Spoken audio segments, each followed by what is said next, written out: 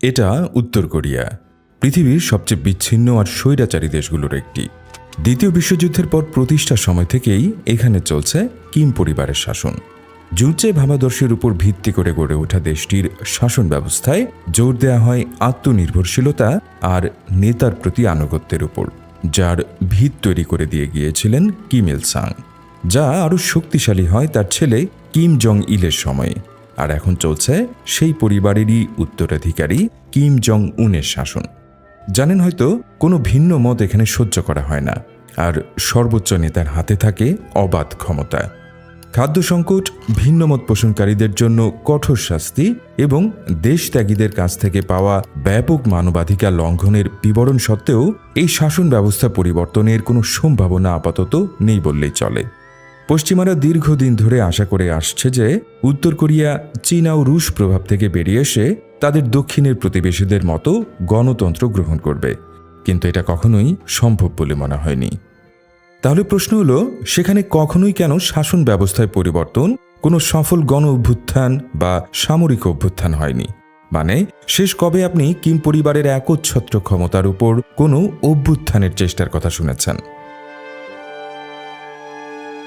Kim পরিবার ৭০ বছরেরও বেশি সময় ধরে দেশ শাসন করছে। এ সময়ের মধ্যে যদিও একাধিক দুর্ভিক্ষ, অর্থনৈতিক সংকট এবং নেতৃত্বের ব্যর্থতাও দেখা গেছে। এখন প্রশ্ন করতে পারেন, নাগরিকদের এত দুর্ভোগ সত্ত্বেও কেন সফল কোনো বিদ্রোহ বা অভ্যুত্থান হয়নি? মোটা দাগের উত্তর, এজন্য এমন এক রাজনৈতিক ব্যবস্থা দরকার যা অন্য কোনো ব্যবস্থার চেয়ে নেতার প্রতি বেশি আনুগত্যকে উৎসাহিত করে। এছাড়াও একটি সামরিক অভ্যুত্থান কখন এবং কিভাবে সংঘটিত হয় সেটাও একটা গুরুত্বপূর্ণ বিষয়। সাধারণ অভ্যুত্থান প্রক্রিয়ায় সেনাবাহিনী অথবা সেনাবাহিনীর একটি অংশ রাজধানী বা অন্যান্য গুরুত্বপূর্ণ সরকারি ভবনের দিকে অগ্রসর হয় এবং নেতাদের পদত্যাগ করতে বলে অথবা জোর করে ক্ষমতা দখল করে। এগুলো সাধারণত অসন্তুষ্ট জেনারেলদের নেতৃত্বে হয়, যাদের পেছনে সরকারের সদস্য বা এমনকি বিদেশি সরকারের সমর্থন থাকে এবং প্রেক্ষাপট অনুযায়ী সাধারণ মানুষেরও সমর্থন থাকতে পারে। উদাহরণস্বরূপ ২০২০ সালে মালিতে বা ২০২২ সালে বুরকিনা ফাসোতে সফল অভ্যুত্থানে উচ্চপদস্থ সামরিক কর্তাদের নির্দেশে সেনারা রাষ্ট্রপতিকে গ্রেপ্তার করেছিল। এমনকি ওই সরকারের নীতিগত ব্যর্থতার কারণে যেসব নাগরিকরা অসন্তুষ্ট ছিলেন তারাও নৈতিকভাবে সমর্থন দিয়েছিল। তাহলে এই ফর্মুলা উত্তর কোরিয়ায় কেন কাজ করে না? প্রথমত, কিম পরিবার বিশেষ করে সাম্প্রতিক দশকগুলোতে অভ্যুত্থান এড়ানোর জন্য দেশের রাজনৈতিক অভিজাতদের নির্মমভাবে সরিয়ে দিয়েছে। যখনই রাজনৈতিক শ্রেণী এবং সামরিক নেতারা সম্মিলিতভাবে মনে করেন যে তাদের অবমূল্যায়ন করা হচ্ছে বা সর্বোচ্চ নেতাকে প্রতিস্থাপন করা দরকার, তখনই অভ্যুত্থানের ঝুঁকি খুব বাস্তব হয়ে ওঠে। কিন্তু যদি উত্তর কোরিয়ার অভিজাত শ্রেণীর এই অংশগুলোকে নিয়মিত বিরতিতে হত্যা করা বা কারারুদ্ধ করা হয়, তাহলে সমস্যাটা অনেকাংশেই সমাধান হয়ে যায়। যেমন ধরুন ২০২৩ সালের ফেব্রুয়ারিতে যখন উত্তর কোরিয়া তাদের কোরিয়ান পিপলস আর্মি বা গণফৌজের ৭৫তম প্রতিষ্ঠা বার্ষিকী উদযাপন করছিল, তখন বরাবরের মতোই সামরিক কুচকাওয়াজে তাদের আন্তঃমহাদেশীয় ক্ষেপণাস্ত্র প্রদর্শনীর আয়োজন করা হয়। অবধারিতভাবেই সেখানে সামরিক ও রাজনৈতিক উচ্চ পর্যায়ের ব্যক্তিরা উপস্থিত থাকেন। কিন্তু এই বছর দেশটির পলিটিক্যাল ব্যুরো, যা কমিউনিস্ট শাসনের সর্বোচ্চ রাজনৈতিক মন্ত্রিসভা, সেখান থেকে কিছু গুরুত্বপূর্ণ সদস্য কুচকাওয়াজে উপস্থিত ছিলেন না, অথচ তাদের সেখানে থাকার কথা ছিল। এর কারণ হল, কুচকাওয়াজের আগের কয়েক সপ্তাহে কিম জং উন পার্টি সচিবালয়ের ১২ জন কর্মকর্তার মধ্যে ৫ জন এবং ১৭ সদস্যের পলিটিক্যাল ব্যুরোর ৭ জনকে প্রতিস্থাপন করেছিলেন বলে জানা যায়। এর আগে কিম জং উন যখন ক্ষমতায় আসেন তখন তিনি একেবারেই তরুণ, অনভিজ্ঞ। তার প্রথম বছরগুলো ছিল বিশেষভাবে বিপজ্জনক, কারণ তখনই তার কর্তৃত্ব ছিল সবচেয়ে বেশি প্রশ্নবিদ্ধ। প্রতিষ্ঠিত অভিজাতদের কাছ থেকে বিশ্বাসঘাতকতা এবং পেছন থেকে ছুরি মারার আশঙ্কা ছিল প্রবল। তাই তার বাবা ক্ষমতা সুসংহত করার জন্য যা করার করেছিলেন ঠিক তাই। তিনি ২০১০ সালে তার মৃত্যুর কিছুদিন আগে পলিটিক্যাল ব্যুরোর প্রায় ৮০% সদস্যকে প্রতিস্থাপন করেন, যাতে তার ছেলে কোনো চ্যালেঞ্জ ছাড়াই গ্রহণ করতে পারে ক্ষমতা। কয়েক মাস পর ক্ষমতা গ্রহণের পর পার্টি সম্মেলনে কিম জং উন পলিটিক্যাল ব্যুরোর আরও অন্তত ৪২% এবং ২০২৩ সালে ফের ১৩% সদস্যকে প্রতিস্থাপন করেন।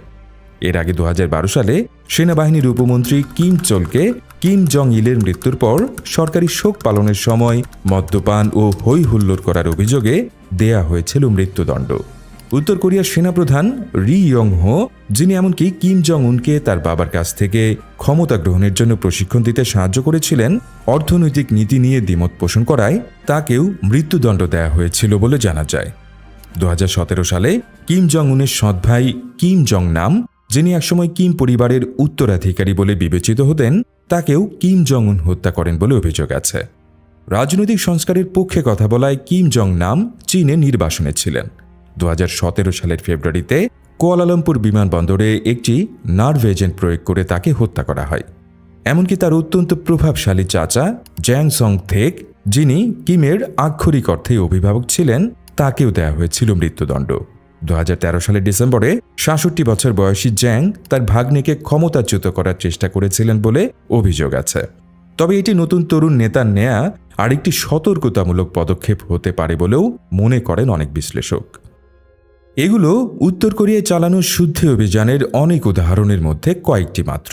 এতে দেশটির সর্বোচ্চ নেতার নীতির বিরোধিতাকারীদের সরিয়ে দেয় শুধু নয়, ক্ষমতা কুক্ষিগত রাখার পথে যে কোনো কাঁটাও অপসারণ করেছে কিম পরিবার, সাথে সম্ভাব্য যে কোনো অভ্যুত্থানের আশঙ্কাও দূর করেছে তারা।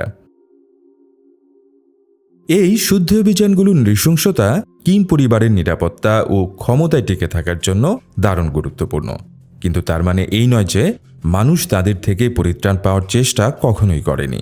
আসলে এমন বেশ কয়েকবার হয়েছে যখন উত্তর কোরিয়ার অভ্যুত্থানের পরিকল্পনাকারীরা কিম পরিবারকে ক্ষমতাচ্যুত করার খুব কাছাকাছি চলে এসেছিল। এর মধ্যে সবচেয়ে বিখ্যাত ঘটনাটি ঘটেছিল যুদ্ধ পরবর্তী সময়ের প্রথম দিকে। কিম ইল সাং, উত্তর কোরিয়ার প্রতিষ্ঠাতা এবং দীর্ঘতম সময়ের সর্বোচ্চ নেতা, দেশের অভ্যন্তরে চীনপন্থী এবং সোভিয়েতপন্থী গোষ্ঠীগুলোর কাছ থেকেই সবচেয়ে শক্তিশালী বিরোধিতা এবং চাপের মুখোমুখি হয়েছিলেন।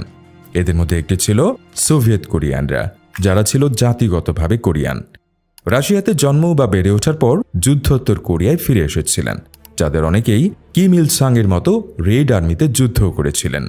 দ্বিতীয় বিশ্বযুদ্ধের পর পিয়ংইয়ং এর উন্নয়নের গোড়ার বছরগুলোতে উত্তর কোরিয়ার কমিউনিস্ট পার্টির সাথে সোভিয়েত ইউনিয়নের ঘনিষ্ঠ যোগ ছিল। এদিকে এই অভ্যুত্থান প্রচেষ্টার আরেকটি মূল গোষ্ঠী ছিল ইয়ানান গোষ্ঠী। এরা ছিল চীনপন্থী কমিউনিস্ট এবং গঠিত হয়েছিল কোরিয়ান নির্বাসিতদের নিয়ে, যারা যোগ দিয়েছিল চীনা কমিউনিস্ট পার্টি সিসিপিতে। তাদের অনেকেই যুদ্ধ করেছিলেন চীনা সেনাবাহিনীতে, যে কারণে তারা মাও সেতুংয়ের প্রতি বেশি অনুগত ছিলেন। যদিও এদের বেশিরভাগই শেষ পর্যন্ত উত্তর কোরিয়ার ওয়ার্কার্স পার্টিতে মিশে যায়, কিন্তু 1950-এর দশকের মাঝামাঝি সময়ে রাজনৈতিক ব্যবস্থায় কোরিয়ানদের এই গুরুত্বপূর্ণ দলগুলো নিজ দেশের চেয়ে আশপাশের দেশগুলোর রাজনীতি, সংস্কৃতি এবং আরও গুরুত্বপূর্ণভাবে সামরিক বাহিনীর সাথে ঘনিষ্ঠ সম্পর্ক ছিল। কিম জানতেন যে ক্ষমতা সুসংহত করার জন্য তাকে এই দলগুলোকে সরিয়ে ফেলতে হবে। কিন্তু দুর্ভাগ্যবশত একই সময়ে সোভিয়েত ইউনিয়নে চলছিল ডিস্টালিনাইজেশন, অর্থাৎ স্টালিনের প্রচণ্ড কর্তৃত্ববাদী শাসন ব্যবস্থা থেকে সোভিয়েত রাজনীতিকে বের করে এনে খানিকটা সংস্কারের চেষ্টা করছিলেন তৎকালীন সোভিয়েত নেতা নিকিতা ক্রুশ্চেভ। 1956 সালের গ্রীষ্মে ক্রুশ্চেভ 6 সপ্তাহের জন্য মস্কোতে ডেকে পাঠান কিমকে। সোজা কথায় তাকে পথে আসতে বলেন। তখনই সোভিয়েত ও চীনা দলগুলোর নেতারা এক বৈঠকে কিমের দেশে প্রত্যাবর্তনের পর তাকে আক্রমণ করার পরিকল্পনা তৈরি করেছিলেন। কিন্তু কিমের অনুগতরা, যাদের অনেকেই ওই ষড়যন্ত্রে পরোক্ষভাবে জড়িত ছিল, শেষ পর্যন্ত তারা পিছিয়ে আসে, চলে যায় বিরোধীদের বিপক্ষে। শাস্তির ভয় ছাড়াও এর একটি বড় কারণ ছিল যে কিমের বিরোধী দলগুলোকে বহিরাগত এবং দেখা হতো বিদেশি এজেন্ট হিসেবে, যেখানে কিমকে দেখা হতো একজন প্রকৃত কোরিয়ান হিসেবে। আর বেশিরভাগ পার্টি সদস্যের কাছে একজন নৃশংস কোরিয়ান নেতা চীন বা রাশিয়ার প্রতি অনুগত নেতার চেয়ে ভালো ছিল। এরপর কি ঘটল তা হয়তো আপনি খানিকটা আন্দাজ করে ফেলেছেন। চালানো হলো আরও শুদ্ধি অভিযান। উভয় দলের অনেক সদস্য শুদ্ধি অভিযান থেকে বাঁচতে চীন ও সোভিয়েত ইউনিয়নে পালিয়ে গেলেন, যদিও চীন ও সোভিয়েত ইউনিয়ন কিমকে শুদ্ধি অভিযান না চালানোর পরামর্শ দিয়েছিল, তবে তিনি তা শোনেননি। 1959 সালের মধ্যে গণপরিষদের 25%-এরও বেশি সদস্যকে সরিয়ে দেওয়া হয়েছিল। 1960-এর দশকের শেষের দিকে উভয় দলের প্রত্যেক সদস্যকে বহিষ্কার বা মৃত্যুদণ্ড দেওয়া হয়েছিল। 1990-এর দশকে আবার একটি অভ্যুত্থানের চেষ্টা হয় উত্তর কোরিয়ায়। 1994 সালে কিম ইল সাং এর মৃত্যুর কাছাকাছি সময়ে এই অভ্যুত্থান প্রচেষ্টা খুব একটা আশ্চর্যের বিষয় নয়, কারণ ওই সময়ে উত্তর কোরিয়ার মানুষ চরম খাদ্য ঘাটতি ও দুর্ভিক্ষের সম্মুখীন হয়েছিল, যার ফলে দাঙ্গা, কর্মবিরতি, এমনকি খাদ্য বিতরণ কর্মকর্তাদের মারধরের ঘটনাও ঘটে। অনুমান করা হয় যে ওই দুর্ভিক্ষে দেশটির 10 লাখেরও বেশি মানুষ মারা গিয়েছিল। এর সাথে সোভিয়েত ইউনিয়নের পতনের ঘটনায় উত্তর কোরিয়া তাদের সবচেয়ে বড় বাণিজ্য অংশীদারকে হারায়। সেই পরিস্থিতি সামাল দেওয়ার জন্য উত্তর কোরিয়ার আরেক মিত্র চীন যথেষ্ট ছিল না, যে কারণে পরিস্থিতি ক্রমেই নিয়ন্ত্রণের বাইরে চলে যাচ্ছিল। এমন অবস্থায় একটি গণবিদ্রোহ ছিল কেবল সময়ের অপেক্ষা। এমনকি বিভিন্ন অঞ্চলে ততদিনে শুরু হয়ে গিয়েছিল বিক্ষোভ আন্দোলনও। এ সময়ই উত্তর কোরিয়ার গণবাহিনীর একাংশ এবং হামহুংয়ে সদর দপ্তরে অবস্থিত 7ম কোর তাদের নিজস্ব অভ্যুত্থান পরিকল্পনা তৈরি করে। সংস্কারকামী 30 জনেরও বেশি উচ্চপদস্থ কর্মকর্তা আন্তর্জাতিক পরমাণু শক্তি সংস্থা IAEA যখন দেশটিতে পরিদর্শনে এসেছিল, ঠিক তখনই একটি বিদ্রোহ করার সিদ্ধান্ত নেয়। তারা চেয়েছিল আন্তর্জাতিক সম্প্রদায়কে জানাতে যে তাদের সমর্থন প্রয়োজন। কিন্তু এবারও কিম পরিবারের জয় হয়। IAEA সেখানে পৌঁছানোর আগেই ষড়যন্ত্রকারীদের সব সদস্যকে গ্রেপ্তার করা হয়। যেহেতু মার্কিন যুক্তরাষ্ট্র উত্তর কোরিয়াকে গোপনীয় পারমাণবিক স্থাপনাগুলোতে IAEA-কে তদন্ত পরিচালনার অনুমতি দেওয়ার জন্য চাপ দিচ্ছিল, উত্তর কোরিয়া মনে করছিল যে IAEA তাদের সার্বভৌমত্ব লঙ্ঘন করছে এবং আসলে মার্কিন যুক্তরাষ্ট্রের তাবেদার হিসেবে কাজ করছে। যে কারণে পরের বছর 1994 সালে উত্তর কোরিয়া পারমাণবিক বিস্তার রোধ চুক্তি নিউক্লিয়ার প্রলিফারেশন ট্রিটি থেকে নিজেদের প্রত্যাহার করে নেয়। এতে করে সংস্থাটি, যাকে তারা মার্কিন পুতুল হিসেবে দেখত, তাদের উত্তর কোরিয়ার পরমাণু কর্মসূচি পরিদর্শনের পথ বন্ধ হয়ে যায়। এদিকে 1993 সালে যখন IAEA-কে কেন্দ্র করে ষড়যন্ত্রের পরিকল্পনা নস্যাৎ করে দেওয়া হয়, সে সময় সিনুইজুতে আরেকটি সামরিক ইউনিট ছোট পরিসরে একটি বিদ্রোহ করেছিল, কিন্তু তারাও পরাজিত হয় এবং পরে বিদ্রোহীদের মৃত্যুদণ্ড দেওয়া হয়েছিল। এরই মধ্যে দুর্ভিক্ষের প্রভাবে বিভিন্ন জায়গায় শ্রমিকদের মধ্যে চলা দাঙ্গা থামার কোনো লক্ষণ দেখা যাচ্ছিল না। অন্যদিকে 1995 সালের দিকে কিম জং ইলকে হত্যার ষড়যন্ত্রের অভিযোগে 10 জন সামরিক কর্মকর্তাকে দেয়া হয় মৃত্যুদণ্ড।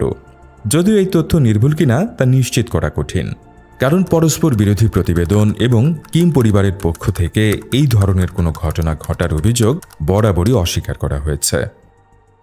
উত্তর কোরিয়ার এই চরম অস্থিতিশীলতার সময়ে চংজিনে 6ষ্ঠ আর্মি কোরের অভ্যুত্থানের চেষ্টাকে সম্ভবত সবচেয়ে গুরুত্বপূর্ণ বলা যেতে পারে। 1995 সালে এই অভ্যুত্থানের প্রচেষ্টা সংঘটিত হয়েছিল বলে মনে করা হয়। দুর্ভিক্ষের সময় হামহুংয়ের মতো প্রদেশগুলোতে খাদ্য না পাঠানোর পিয়ংইয়ংয়ের সিদ্ধান্তে ক্ষুব্ধ ছিল 6ষ্ঠ আর্মি কোরের উচ্চপদস্থ কর্মকর্তারা। তারা পরিকল্পনা করে চংজিনের যোগাযোগ কেন্দ্র, বন্দর, কিছু ক্ষেপণাস্ত্র উৎক্ষেপণ কেন্দ্র এবং বিশ্ববিদ্যালয় দখল করার। তারপর তারা হামহুংয়ের উপকূলে 7ম কোরকে তাদের সাথে যোগ দেওয়ার জন্য ডাকবে এবং তারা সবাই মিলে পিয়ংইয়ংয়ের দিকে অগ্রসর হয়ে রাজনৈতিক অভিজাতদের গ্রেপ্তার করবে এবং দেশের শাসন ব্যবস্থার নিয়ন্ত্রণ নেবে। তবে এই পরিকল্পনায় সবচেয়ে গুরুত্বপূর্ণ ছিল ওই অঞ্চলের ক্ষেপণাস্ত্র স্থাপনাগুলো নিয়ন্ত্রণে নেয়া, কারণ ক্ষেপণাস্ত্র স্থাপনাগুলোর নিয়ন্ত্রণ নিয়ে তারা সেই সুবিধা ব্যবহার করে দাবি জানাতে পারত। কিন্তু আবারও রাষ্ট্রীয় নিরাপত্তা বিভাগ আগে থেকে জেনে যায় এই ষড়যন্ত্রের খবর। চংজিং স্থাপনায় অভিযান চালিয়ে অভ্যুত্থান শুরু হওয়ার আগেই গ্রেপ্তার করা হয় জড়িত সবাইকে। কিছু প্রতিবেদনে বলা হয়েছে যে 6ষ্ঠ কোরের প্রধান কিম ইয়ং চুন নিজেই রাষ্ট্রীয় নিরাপত্তা বিভাগে গিয়েছিলেন এবং নিজের কোরের বিরুদ্ধেই তথ্য ফাঁস করেছিলেন। এমনও গল্প আছে যে সোভিয়েত ইউনিয়নের মিলিটারি একাডেমিতে প্রশিক্ষণপ্রাপ্ত কোরিয়ান সেনারা সর্বোচ্চ নেতা কিম ইল সাংয়ের মৃত্যুর পর উত্তর কোরিয়ায় ফেরত আসে এবং পরে একাধিক অভ্যুত্থান প্রচেষ্টায় জড়িত ছিল। এই সামরিক কর্মকর্তাদের মধ্যে 30 থেকে 40 জন 1992 সালে একটি সামরিক কুচকাওয়াজের সময় কিম জং ইলের দিকে তাদের ট্যাঙ্ক ঘুরিয়ে দিয়ে তাকে হত্যার ষড়যন্ত্রে জড়িত ছিল বলে অভিযোগ রয়েছে, এবং কেউ কেউ মনে করেন যে তারা সম্ভবত 6ষ্ঠ কোরের অভ্যুত্থান প্রচেষ্টার সাথেও জড়িত ছিল, যদিও এই ঘটনার সত্যতা নিশ্চিত করা যায়নি। কিছু বিশেষজ্ঞ মনে করেন যে 6ষ্ঠ কোরের অভ্যুত্থানটি সফল হতে পারেনি, কারণ কিম জং ইল ইতোমধ্যেই তাদের সরিয়ে ফেলার পরিকল্পনা করেছিলেন। কারণ চীনা সীমান্তে যে লাভজনক বাণিজ্য ছিল সেখান থেকে খুব বেশি অংশ চলে যাচ্ছিল তাদের হাতে।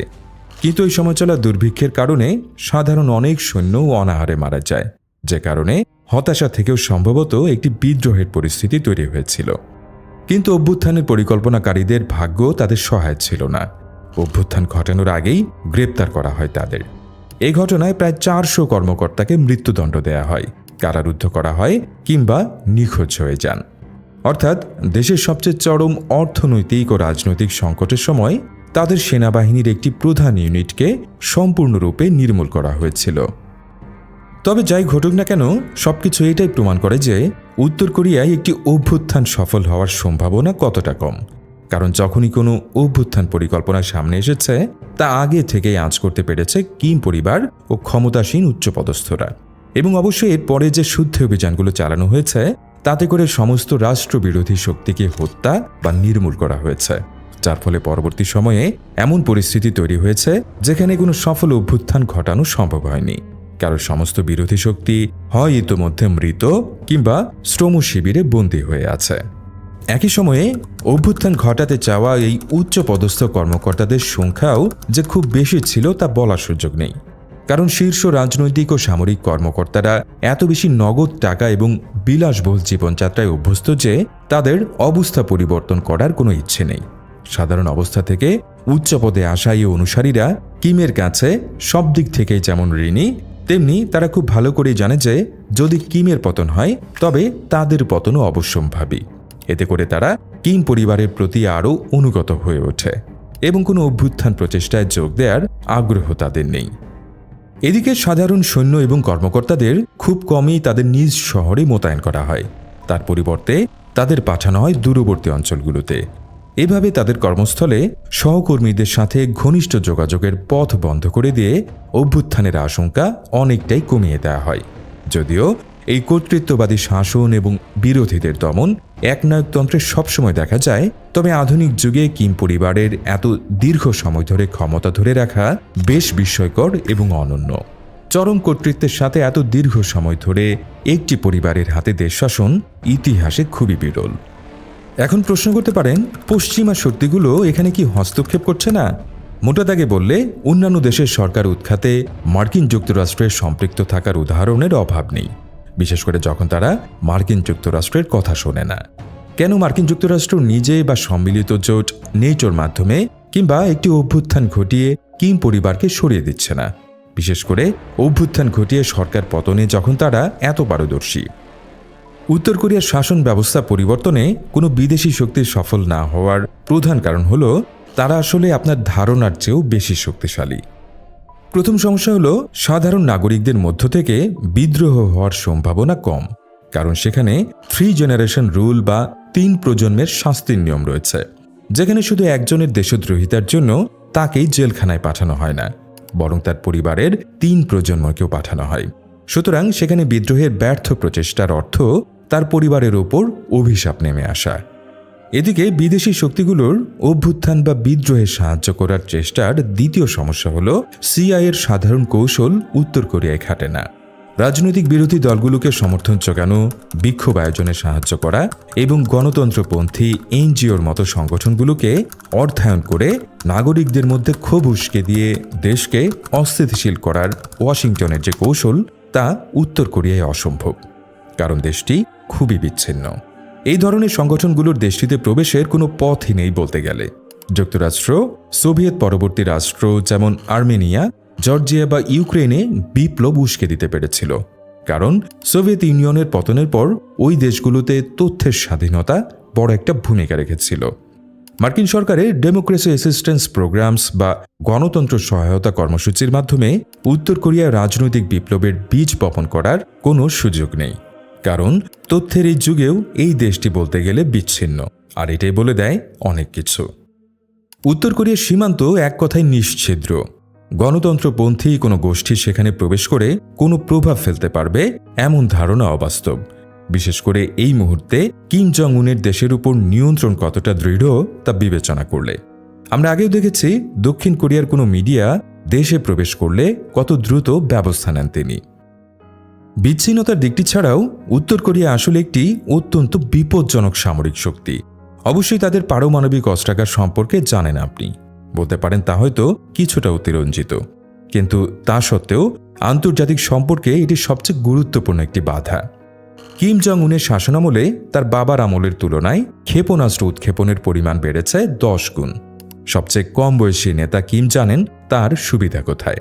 সুতরাং যদি উত্তর কোরিয়ার শাসক গোষ্ঠী জানতে পারে যে কিম জং উনকে ক্ষমতাচ্যুত করার জন্য কোনো ধরনের পশ্চিমা ষড়যন্ত্র চলছে এবং তারা যদি মনে করে যে এটি কিম পরিবারের টিকে থাকার জন্য এবং সেই দেশের অস্তিত্বের জন্য হুমকি, তাহলে সিওল বা এমনকি ওয়াশিংটন ডিসির দিকে পারমাণবিক বোমা ছুড়তে তাদের কে বাধা দেবে, যদি তারা মনে করে যুক্তরাষ্ট্র রয়েছে এর পেছনে। এভাবে ভাবলে ওয়াশিংটনের জন্য ঝুঁকিটা ঠিক নেয়ার মতো নয়। এটা হয়তো অবিশ্বাস্য শোনাতে পারে, কিন্তু কিম পরিবার ক্ষমতা ধরে রাখার জন্য কি করতে পারে তা ধারণা করা আপনার আমার সাধ্যের বাইরে। যাই হোক, শুধু পারমাণবিক অস্ত্রই নয়, উত্তর কোরিয়ার কাছে রয়েছে বিশ্বের অন্যতম বৃহৎ আর্টিলারি ফোর্স। তাদের প্রচলিত বাহিনীও বিশাল। বিশ্বের 4র্থ বৃহত্তম সেনাবাহিনী তাদের, যেখানে আনুমানিক 1.2 মিলিয়ন বা 12 লক্ষ সৈন্য রয়েছে। পৃথিবীর অন্যতম বৃহৎ পারমাণবিক অস্ত্রাগারের পাশাপাশি তাদের কাছে রাসায়নিক ও জৈব অস্ত্র রয়েছে বলেও বিশ্বাস করা হয়। এবং জাতিসংঘের নিরাপত্তা পরিষদের নিষেধাজ্ঞা সত্ত্বেও তারা ব্যালিস্টিক ক্ষেপণাস্ত্র তৈরি ও পরীক্ষা চালিয়ে যাচ্ছে। যখন ঝুঁকি নিয়ে খেলার কথা আসে, তখন উত্তর কোরিয়া হলো এক অপ্রত্যাশিত শক্তি বা ডার্ক হর্স। আর এই কারণেই বিদেশি শক্তিগুলোর প্রকাশ্যে কোনো অভ্যুত্থানের সহযোগিতা বা বিপ্লব উস্কে দেওয়ার চেষ্টা করা সম্ভব নয়। সবচেয়ে বেশি ঝুঁকি হচ্ছে দক্ষিণ কোরিয়া, বিশেষ করে সিউলের জন্য। পিয়ংইয়ংয়ের আশপাশে এবং কোরীয় সীমান্তে সিউলের দিকে যে সংখ্যক কামান তাক করা রয়েছে, তাতে কয়েক ঘন্টার মধ্যে ধ্বংসস্তূপে পরিণত হবে নগরীটি। আর পুতিন ও কিমের ঘনিষ্ঠ সম্পর্ক কিংবা চীনা কমিউনিস্ট পার্টির সমর্থনের কারণে উত্তর কোরিয়ায় একটি সামরিক অভিযান চালানো হলে তা এই জোটের বিরুদ্ধে পশ্চিমা আক্রমণ হিসেবে দেখা হতে পারে। এতে করে তৈরি হতে পারে নতুন বিপদ। আপাতত উত্তর কোরিয়ার শাসন ক্ষমতা থেকে কিম পরিবারের পতনের কোনো সম্ভাবনা দেখা যাচ্ছে না, যদিও অনেক দিন ধরেই ভবিষ্যৎবাণী করা হচ্ছে এই পরিবারের পতনের বিষয়ে। তবে সম্প্রতি কিমের নিয়ন্ত্রণে কিছুটা দুর্বলতার লক্ষণ দেখা যাচ্ছে বলে মনে করছেন অনেক বিশ্লেষক। Carnegie endowment for international piece 2024 সালে একটি প্রতিবেদন প্রকাশ করে। তাদের প্রতিবেদন অনুযায়ী উত্তর কোরিয়ার অর্থনৈতিক সমস্যা নতুন সর্বনিম্ন পর্যায়ে পৌঁছেছে, কারণ তারা দীর্ঘস্থায়ী খাদ্য ঘাটতি সত্ত্বেও তাদের জিডিপির 30% পর্যন্ত প্রতিরক্ষা খাতে ব্যয় করে চলেছে। বাধ্যতামূলক শ্রম শিবির এবং মৃত্যুদণ্ডের মাধ্যমে জনসাধারণের মধ্যে প্রথিত করা মতাদর্শগত শিক্ষা এবং ভয় তার তেজ কিছুটা হারাতে শুরু করেছে। সেই সাথে আনুগত্যের লৌহ কঠিন সংস্কৃতি আগের মতো নেই। এছাড়াও কিম পরিবারের 4র্থ প্রজন্মকে ঘিরে তৈরি হয়েছে অনিশ্চয়তা। কিম জং উন তার কন্যা কিম জো আয়েকে তার উত্তরাধিকারী হিসেবে প্রশিক্ষণ দিচ্ছেন বলে জানা গেছে। এটি একটি বড় অভ্যন্তরীণ সমস্যা তৈরি করতে পারে। সাধারণত যখন সময় আসে, উত্তরাধিকার নিয়ে বিরোধ সবসময়ই একটি বড় উদ্বেগের কারণ হয়ে দাঁড়ায়। তবে এটা স্পষ্ট যে নতুন ভূরাজনৈতিক প্রেক্ষাপট উত্তর কোরিয়া সহ সকলকেই আন্তর্জাতিক রাজনীতি নিয়ে নতুন করে ভাবতে বাধ্য করছে। এই পরিস্থিতিতে কিম পরিবারের শাসনের ভিত আরও মজবুত হবে না ভেঙে পড়বে, তা কেবল সময়ই বলতে পারবে।